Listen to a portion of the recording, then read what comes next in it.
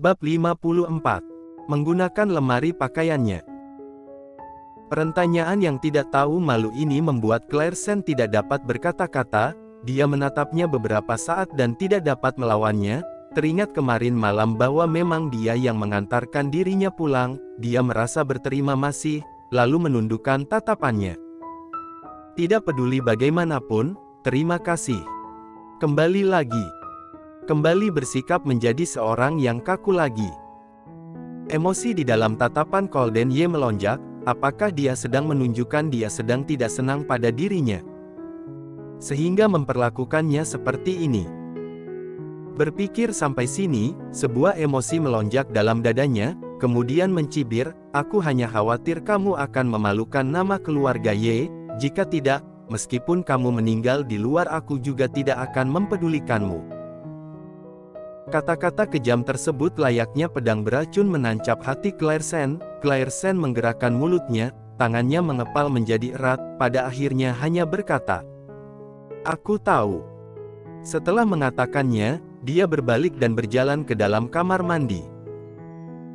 Setelah dia keluar dari kamar mandi, Colden Ye sudah berangkat kerja. Clairsen bersiap bertukar pakaian dan pergi, tetapi tiba-tiba tidak dapat menemukan kopernya sendiri, dan pakaian dahulu yang berada di dalam lemari semuanya menghilang. Ekspresi Clairsen berubah, kemudian berbalik dan berjalan keluar. Kebetulan melihat pelayan yang sedang mendorong beberapa pakaian. Melihat Clairsen, mereka menghentikan langkahnya, kemudian segera menyapanya, "Nyonya muda kedua." Clairsen terkejut, kemudian menatap mereka, "Kalian ini?" "Nyonya muda kedua, ini adalah perintah asisten Xiao untuk kita mengantarkannya kepada kamu."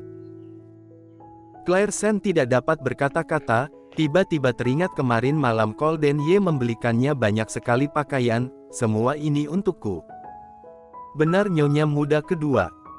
Setelah mengatakannya, para pelayan mendorong rak pakaian ke dalam kamar, lalu meletakkannya satu persatu di dalam lemari pakaian. Colden Ye masih dapat dianggap baik, karena lemari pakaian ini sangat besar, dan pakaiannya sangat sedikit, sehingga ruang yang dipakai sangat sedikit, lalu sisa ruang kosong tersebut diberikan pada Clairsen. Pelayan menata rapi pakaian mahal tersebut, kemudian berkata, "Nyonya muda kedua, ini semua adalah milikmu, sudah kami rapikan, jika tidak ada hal lain kami akan segera keluar." Clairsen terdiam menatap lemari yang mewah tersebut, kemudian menatap pelayan yang akan keluar. "Tunggu." Para pelayan langsung berhenti seperti bertemu dengan musuh, lalu menoleh melihatnya. Nyonya muda kedua, apakah ada hal lain lagi?" "Pakaian yang aku letakkan di dalam lemari dahulu di mana? Dan juga koperku ada di mana?"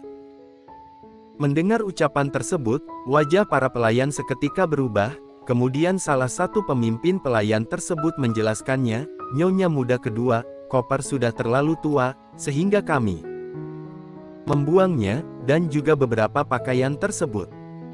Setelah Clairsen mendengarnya, ekspresinya langsung berubah, "Dibuang? Kenapa kalian sembarangan membuang benda milikku?" Dia dengan sangat kesal mempertanyakannya. Para pelayan semuanya menundukkan kepalanya. "Maafkan kami Nyonya muda kedua, ini Tuan muda kedua yang memerintahkan kami membuangnya, sehingga..." Mendengar sampai sini, Clairsen paham, ternyata ini perbuatan Colden Ye, karena dia menghina pakaiannya tidak bagus sehingga membelikannya yang baru, dan di saat yang sama membuang semua pakaian lamanya. "Lupakanlah, ini bukan salah mereka, mereka juga melakukan ini sesuai perintah Colden Ye. Maaf Nyonya muda kedua, benar-benar maaf. Lupakanlah, ini juga bukan salah kalian." "Kopernya di mana?" "Di dalam sana ada benda yang penting bagi dirinya. Di ruang sampah, aku akan mengantarkanmu ke sana." Clairsen mengikuti salah satu pelayan ke ruangan sampah, kemudian langsung melihat kopernya berada di sudut ruangan, dengan cepat menghampirinya dan membukanya. Lalu pelayan tersebut juga mengikutinya, lalu menjelaskannya, "Koper ini terus berada di sini, tidak pernah dibuka, silakan Nyonya muda kedua periksa apakah ada benda yang hilang." Claire Sen memeriksanya, lalu menghela nafas, tidak ada, terima kasih.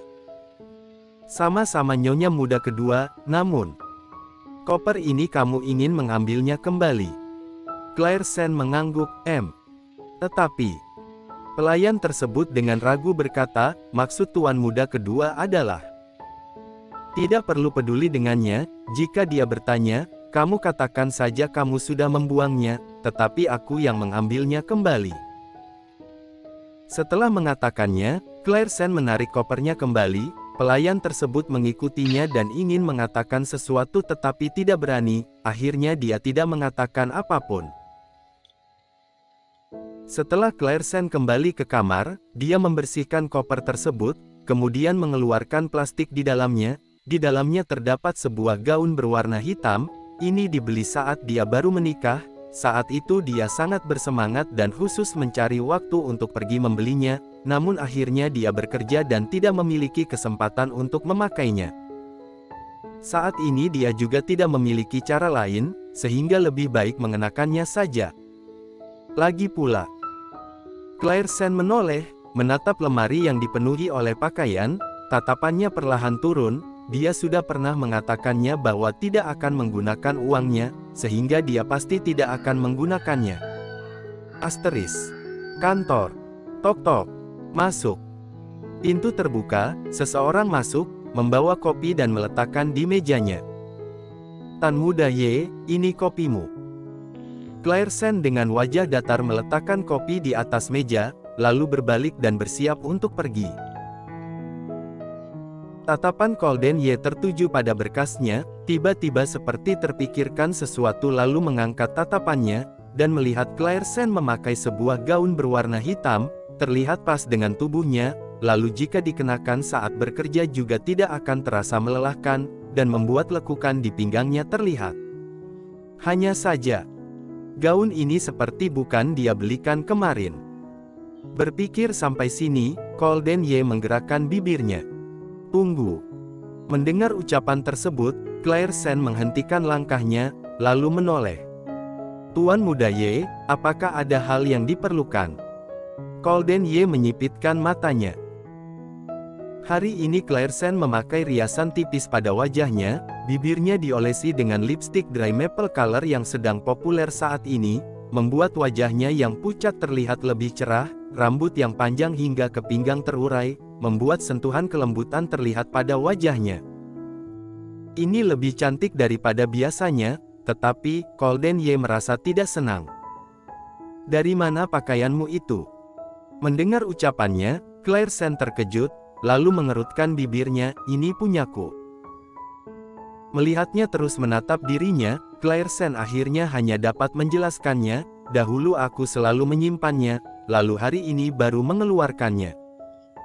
Golden Ye tidak senang, kenapa tidak memakai yang aku berikan padamu? Bukankah kemarin aku telah memberitahumu, aku tidak akan menggunakan uangmu?